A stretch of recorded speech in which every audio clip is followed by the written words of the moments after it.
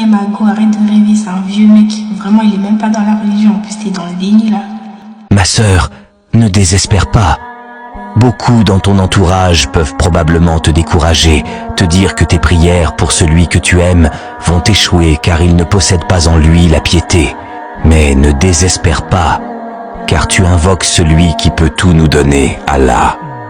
Tu invoques celui qui, lorsque le prophète Moussa faisait face aux troupes de Pharaon, a pu séparer la mer en deux pour lui. Tu invoques celui qui, lorsque le prophète Ayoub a tout perdu, lui a donné le double de ses biens.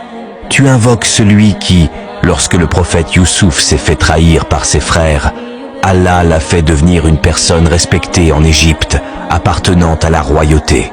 Tu invoques celui qui rend possible l'impossible.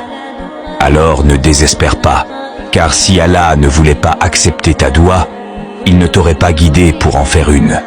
Contrairement aux personnes qui te rabaissent et qui te disent que tu fonces droit dans un mur avec la personne que tu aimes, ne les écoute pas, car c'est toi qui finiras par avoir raison. Tu préfères te débarrasser du hors-mariage afin d'aimer cette personne, de loin. La générosité d'Allah dépasse souvent nos espérances. Il se peut que tu demandes à ton Seigneur une étoile alors qu'il te réserve la lune. Il se peut que tu demandes à ton Seigneur une fleur alors qu'il te réserve un paysage entier.